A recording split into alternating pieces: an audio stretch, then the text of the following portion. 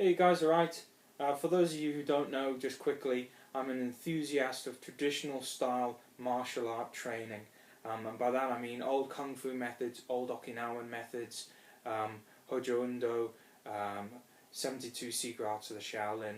Those are all those things are what I enjoy. But also physical training and weightlifting, broad spectrum of all the things you actually have to go into if you're a true fan of martial arts and training. I run a site, Iron Body Martial Arts. It's on YouTube, it's on Facebook. So if you do like these videos, please go over, have a look, leave comments, subscribe, whatever. It's all free and no one's going to charge you a penny. So I'm doing a thing called My 2 Cents for anyone who would care to hear my opinion. We've been talking about daily tips. We've been talking about iron bridge and developing the strong arm for the ability to exert force and absorb force.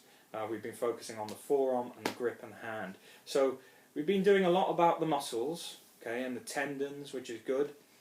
So now let's focus inside on the bones, because although the muscles exert a force on the bones, so if you train your muscles it does strengthen your bones, there are numerous methods to strengthen your bones from the inside out as well.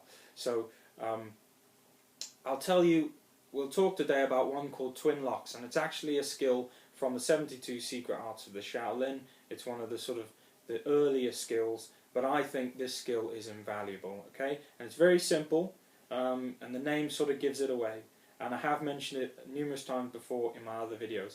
What you have to do with twin locks is was for training kote and urakote.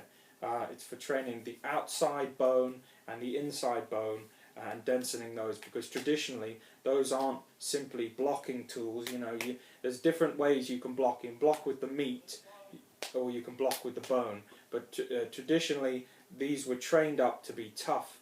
These side weapons here, it's like the inside and outside arm sword. They were trained up to be attacking and defending tools. So what you do, sorry, I digress. What you do with twin locks is very simple. It's an iron bone method of training.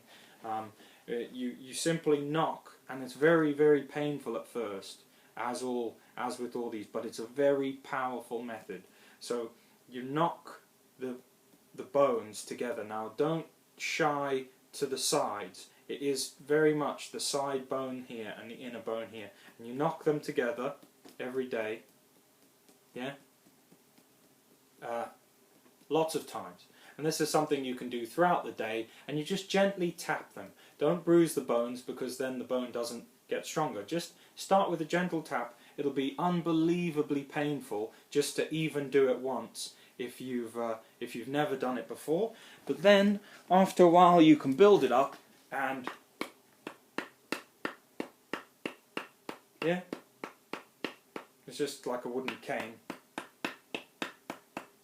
Yeah, and your bone becomes very resistant. So tap, tap, tap, tap, tap, lots of times. Just gentle taps, twin locks. Yeah, gentle taps. Then give it a bit of a rub, and tap, tap, tap, tap. At first the skin will probably become red and swell a bit maybe, but just be careful to try not to bruise the bone. That is one of the secrets of iron bone training, and this you could call the very beginning of iron bone training. With this method alone you can make your bones very powerful, so that if someone attacks you or grabs you, you can actually damage or fracture their bones simply by training on your own bones with mutual locks. Yeah, and you can even use them as offensive defensive weapons. I've had situations that I've been in with regards to my job where I've had to use this forearm bone attack, usually to the neck, to sort of stun someone and just give me a chance to do my thing. Okay, so train that, twin locks. It is fantastic. Look at this, the lights coming in from the side here, it's awesome. Honestly guys, it is a fantastic method of training. You will feel the strength building. Do it as much as you can, do it every day, but don't let the bones bruise. And then you train it to the point where you get a wooden knocking noise like I had on that wooden stick there, but with your bones. Yeah?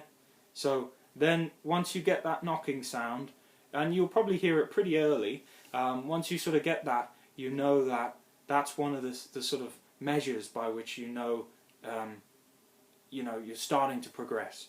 Then you can take it to the shins, and again with mutual locks, you train the shins, you can train the back of the hands in the same way, and the fists, yeah, mutual knocking the knuckles together, yeah, yeah. And I know it's silly, but it's fantastic, because how many times, sorry, bloody hell, it's like going to get sucked into the light, you know, I'm just going to disappear. You know, how many times do people say, oh, I can't train, I can't this, you know, I don't have a gym, I don't have this. This tries to, and how many minutes are we on here? 5, sorry guys, this is too long.